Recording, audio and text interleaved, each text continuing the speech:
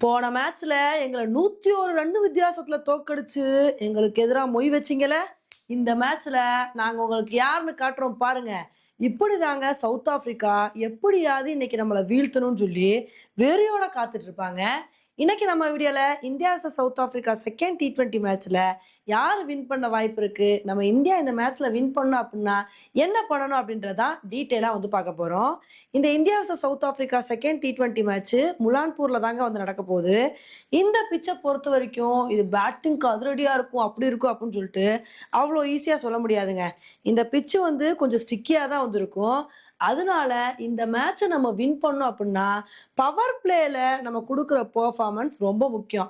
நம்ம first batting பண்ணோம்னு வச்சுக்கோங்களேன், நம்ம நல்ல ஒரு பேட்டிங் பெர்ஃபார்மன்ஸை கொடுத்து பவர் பிளேல எப்படியாவது ஒரு 50 ரன்னுக்கு மேல வந்து எடுத்துடணும். அதுக்கப்புறம் கொஞ்சம் ஸ்டேபிளா விளையாண்டாலே போதும், நல்ல ஒரு டார்கெட்டை வந்து எடுத்துடலாம். நம்ம ஃபர்ஸ்ட் பேட்டிங் பண்ணி ஒரு 180 ரன்னுக்கு மேல எடுத்துட்டோம்னாலே இந்த மேட்சை ஈஸியா வின் பண்ணிடலாம். ஒருவேளை சவுத் ஆப்பிரிக்கா ஃபர்ஸ்ட் பேட்டிங் பண்ணாங்கன்னு வச்சுக்கோங்களேன், நம்ம நல்ல ஒரு பவுலிங் பெர்ஃபார்மன்ஸை கொடுத்து எப்படியாவது பவர் பிளேலே அவங்கள வந்து கண்ட்ரோல் பண்ணுங்க. போன மேட்ச்ல எப்படி சவுத் ஆப்பிரிக்காவுக்கு எதிராக பவர் பிளேலே 2-3 விக்கெட் எடுத்தோம், அதே மாதிரி பவர் பிளேலே அவங்கள கண்ட்ரோல் பண்ணி அதுக்கப்புறம் அவங்கள கொஞ்சம் கொஞ்சமா கண்ட்ரோல் பண்ணி எப்படியாவது ஒரு 160 ரன்னுக்குள்ளே அவங்கள வந்து கண்ட்ரோல் பண்ணிடணும். அந்த மாதிரி கண்ட்ரோல் பண்ணிட்டோம் அப்படின்னா ஈஸியா இந்த மேட்சை நம்ம வின் பண்ணிட்டு போயிட்டே இருக்கலாம். அதே மாதிரி இன்னைக்கு மேட்ச்ல ஃபாஸ்ட் பவுலர்ஸோட பெர்ஃபார்மன்ஸ் ரொம்ப முக்கியங்க. ஏன்னா ஃபாஸ்ட் பவுலர்ஸ் தான் வந்து இங்க அதிகமான விக்கெட்டை வந்து எடுத்திருக்காங்க. ஸ்பின்னர்ஸ் வந்து கொஞ்சம் எக்ஸ்பென்சிவா தான் வந்திருந்திருக்காங்க.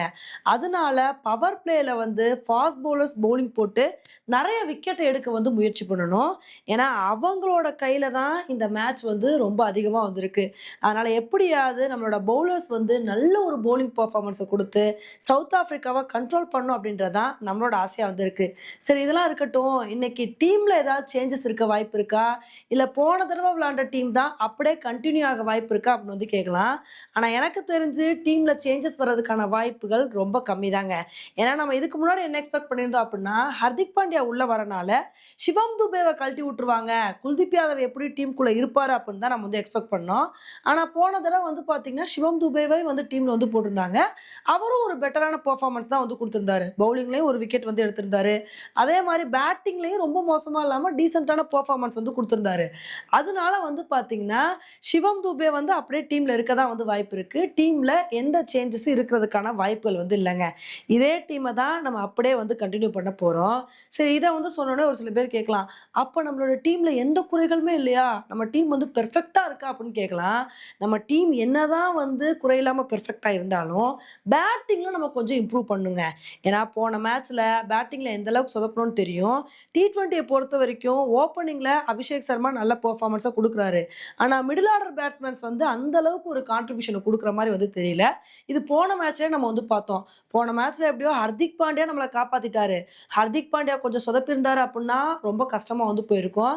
எப்படி சவுத் ஆப்பிரிக்கா 100 ரன்னுக்குள்ள ஆல் அவுட் ஆனாங்களோ, அதே மாரி நம்மளும் ரொம்ப மோசமா வந்து ஆயிருப்போம். எப்படியோ வந்து பார்த்தீங்கன்னா, ஹர்திக் பாண்டியா ஒரு சூப்பரான பெர்ஃபார்மன்ஸ் வந்து குடுத்துட்டாரு.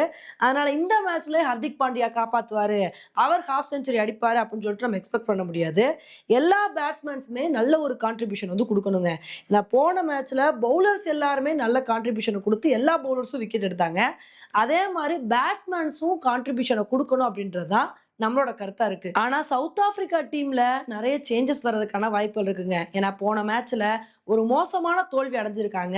அதனால கண்டிப்பா இந்த மேட்ச எப்படியாவது வின் பண்ணணும் அப்படின்னு சொல்லிட்டு டீம்ல நெறைய சேஞ்சஸ வந்து பண்ணுவாங்க.